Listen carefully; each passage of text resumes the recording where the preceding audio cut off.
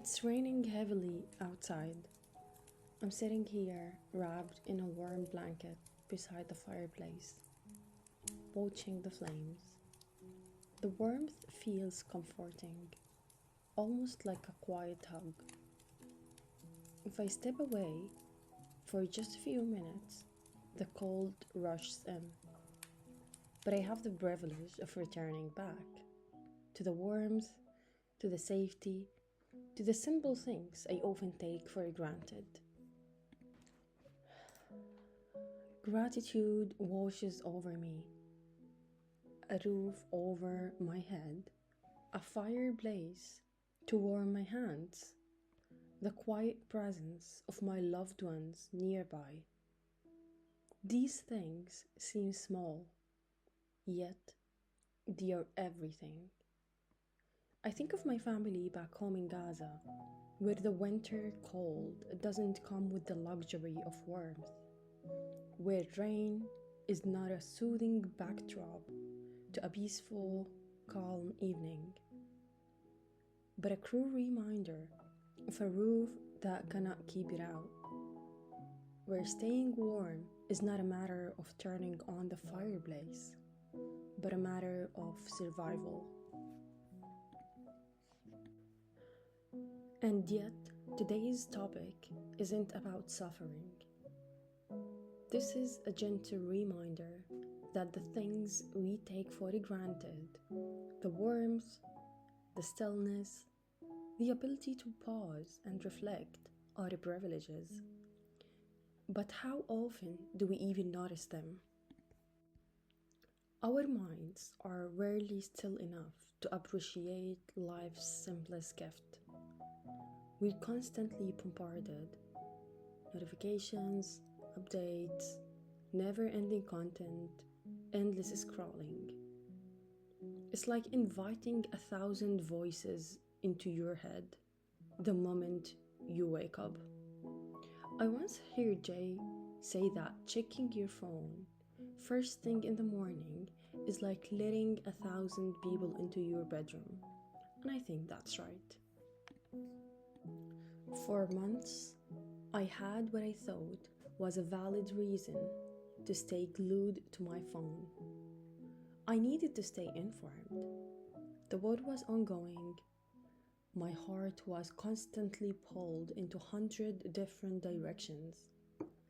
But what started as staying informed turned into endless doom scrolling. Hours and hours spent mindlessly consuming content, consuming unbearable images, videos, some real, some fake. They were all heavy. And they were also giving me nightmares, followed by oddly satisfying cooking clips to escape the pain and numb it. It became a cycle: pain, numbness, distraction, and back again to pain, numbness, distraction. And then a moment of realization. This is not serving me. This is not sustainable. My mind was super exhausted, my body tense, and my soul depleted. So I made a choice, a quiet, firm decision: a digital detox. Not a drastic, overnight, all or nothing approach, but an intentional, gradual shift. A decision to reclaim my time, my focus, and my inner peace. But what is a digital detox really?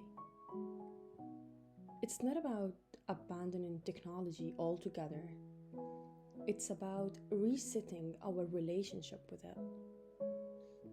It's about stepping back, reassessing, and making mindful decisions and choices about where our attention goes. And where attention goes, energy flows. Whether we realize it or not, Our attention is a currency, and every swipe, every click, every endless scroll, someone somewhere is profiting off of it. But beyond that, what's the real cost? Our focus, our presence, the ability to sit with our thoughts without feeling the need to escape into a screen. We were not meant to consume this much information, this fast and this constantly.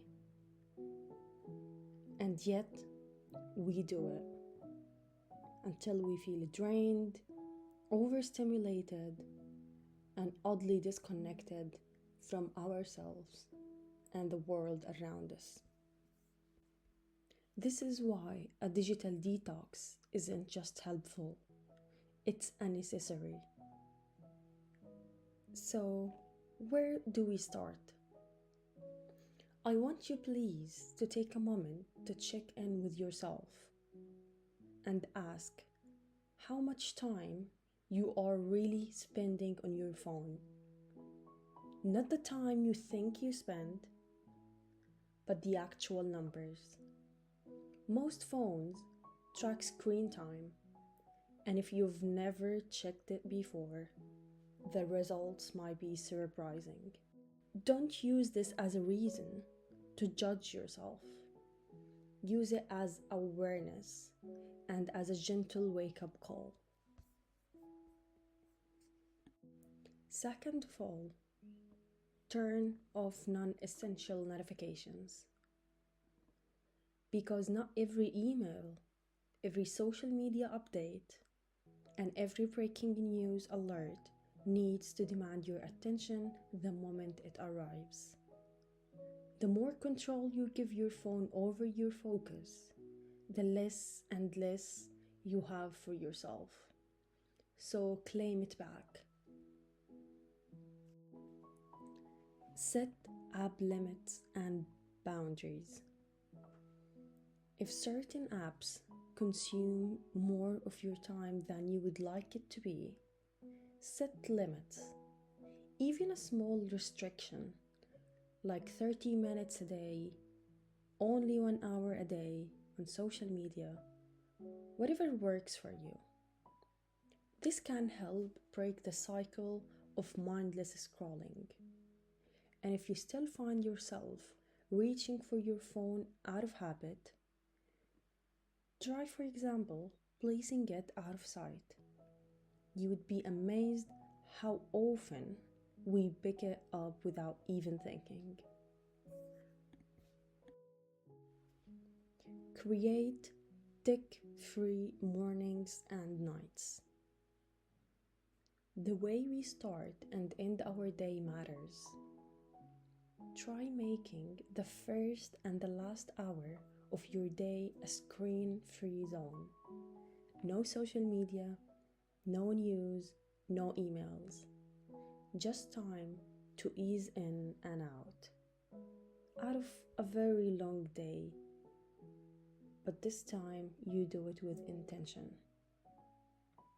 Read a book, journal, stretch, talk with your loved ones, drink your morning coffee without single distraction.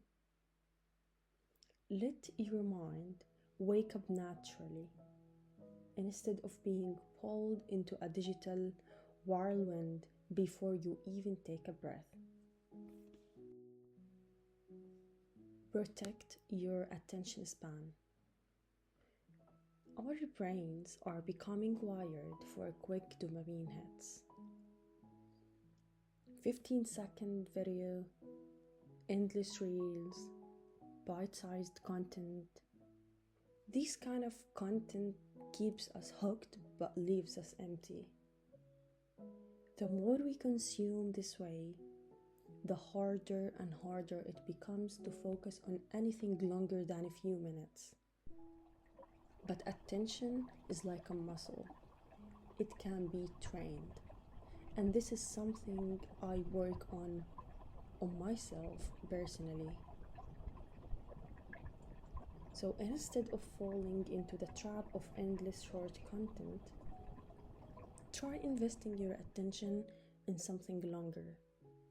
Watch a full documentary, listen to a deep, meaningful podcast, read a book, engage in conversations without checking your phone. Allow yourself to sit with one thing at a time, fully present, fully immersed, and mindful. Because that's the real goal of a digital detox. Not just to escape technology for a while, but to reclaim yourself from it. To create a space for stillness, for depth, for the things that actually matters. Because at the end of the day, we won't remember the hours we spent scrolling, but we will remember the moments we were fully present and fully conscious, the ones where we actually lived. And that's it for today. If this message resonated with you, take a deep breath, put your phone down, even just for a few minutes, and be present. Until next time, take care and stay mindful. Bye.